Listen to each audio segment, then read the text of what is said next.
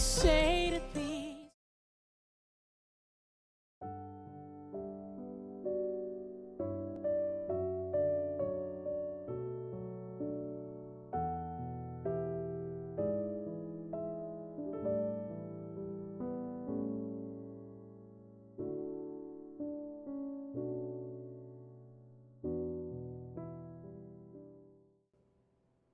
주께서 가라사대 너에게 겨자씨 한 알만한 믿음이 있었더라면 이 뽕나무더러 뿌리가 뽑혀 바다에 심기우라 하였을 것이요 그것이 너희에게 순종하였으리라.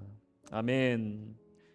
뽕나무가 뽑혀서 자기가 스스로 바다에 가서 뿌리를 내리는 것은요, 정말로 생각할 수 없는, 상상도 못할 만한 엄청난 일이 벌어지는 것을 얘기하는 겁니다. 그야말로 산전벽해와도 같은, 개벽과도 같은 사건이라는 거예요.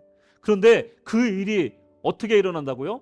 겨자씨 한 알만한 믿음만 있어도 일어난다는 거예요. 무슨 말입니까? 너희가 그런 사랑과 포용의 삶을 사는데 필요한 것은 그런 큰 믿음이 아니라는 거예요. 심지어는 겨자씨 하나만한 믿음만 있어도 이런 엄청난 일을, 이런 어마어마한 일을 벌일 수가 있으니 너에게 필요한 것은 큰 믿음이 아니고 그 마음 가운데 진정한 신앙이 있는 것, 하고자 하는 마음만 있으면 그것이 이루어진다. 할렐루야. 이 말씀을 하고 계신 거예요. 큰 믿음이 필요한 것이 아니라는 겁니다. 내 주변에 작은 소자나 아니면 다가가기 쉽지 않은 홈리스 분이나 또 정과가 있는 사람들이 있다고 생각해 보십시오. 떠올려 보십시오. 상처받고 버림받은 짐승처럼 으르렁대는 사람이 있다면 어떻게 하시겠습니까?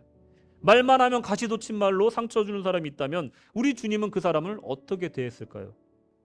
작은 소자를 사랑하고 포용하는 일이 이런 거창한 믿음이 필요 없고 정말 낮은 자세, 종의 자세, 섬기는 자세로 하다 보면 그 모든 것들을 할 수 있다라고 말하는 겁니다. 우리가 섬김 사역을 하면서 가장 경계해야 될 것이 뭐냐면 사람의 행색이나 그 사람의 첫인상과 말투와 때론 성숙하지 못한 인품을 만났을 때 그들을 낮은 사람으로 보는 것을 우리가 주의해야 돼요. 그 사람은 우리와 똑같은 사람이고 오히려 그분을 하나님 보듯이 해야 된다는 거예요. 예수님 만난 것처럼 해야 되고 천사를 대접하듯이 해야 된다는 겁니다.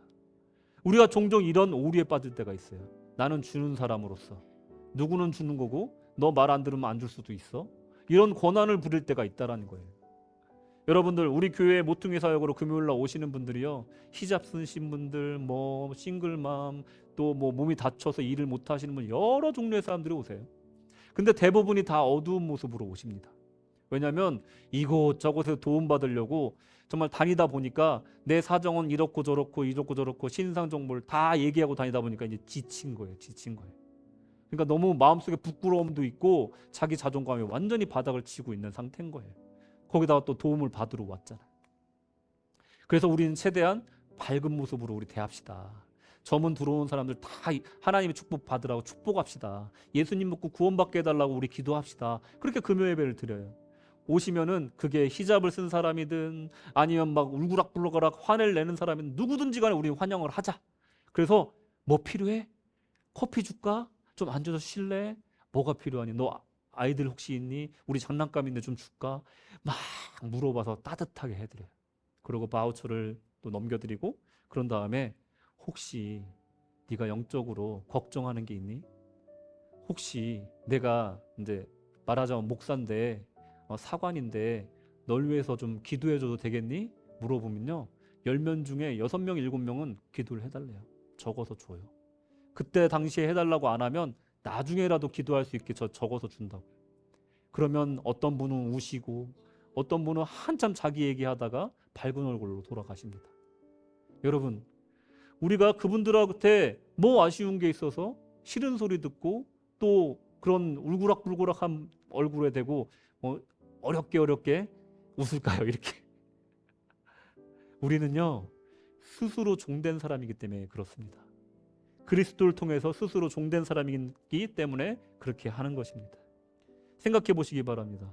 우리 교회에 참 이런 분들이 많지만 신앙의 연체가 오래되신 분 중에 아주 교회의 어른인데 만약에 사람들의 칭송을 사양하고 항상 빛도 없이 이름도 없이 사람들 보지 않는 곳에서 정말 열심히 주님을 섬기고 교회를 섬기는 분이 있다고 생각해 보세요. 그리고 항상 저는 무익한 종입니다 하는 마음으로 주의 일을 섬기는 분이 있다고 생각해 보세요. 남을 높여주고 자신은 항상 낮추는 그런 어르신들이 있다고 생각해 보십시오. 존경하라고 말 안 해도 존경심이 우러나오겠죠. 여러분들의 신앙생활이, 여러분의 신앙 인격이 이것이 목표가 되시기를 주님의 이름으로 축원합니다. 이런 신앙인이 되시길 바랍니다. 종의 마음으로 섬기는 사람에게는요, 큰 믿음, 작은 믿음 구분이 없다는 거예요. 믿음을 더해달라, 내가 그걸 할 수 있게끔 믿음을 더해 주십시오, 기도 안 한다는 거예요. 뭐든지 하겠습니다. 하나님, 주님이 맡겨주신 일이라면 제가 최선을 다해서 순종하겠나이다. 이것이 바로 종의 자세라는 거예요. 종의 자세로 섬기는 마음, 이것만 있다면 겨자씨 한 알처럼 작아 보여도 그것이 그 어떤 큰 믿음보다 귀중한 믿음이라고 인정받을 줄로 믿습니다. 종의 자세로 섬기는 마음이 있다면 소자를 사랑하고, 또한 더 나아가 원수까지도 섬기고, 원수가 굶주릴 때 밥을 주고 목마를 때 물을 줄 수 있는 사랑의 마음, 그런 섬김의 마음이 생길 줄로 믿습니다. 돌아오고 경배하고 주님 앞에 정말로 그 발 앞에 엎드려서 찬양하는 그 사람에게, 감사하는 사람에게 믿음을 선물로 주었다는 거예요. 나병 치료받은 사람, 그리고 떠난 사람 9명은 예수님과 관련이 없었지만 이 사람은 예수님과의 관계가 이제 시작된 겁니다. 그것이 가장 큰 축복이었던 거예요. 믿음, 즉 예수를 믿게 된 그 한 사람은 구원까지 받게 됐다는 겁니다. 가장 중요한 것은 나병을 치료받는 것이 아니라는 것을 우리가 확실히 이 구절에서 알 수가 있어요.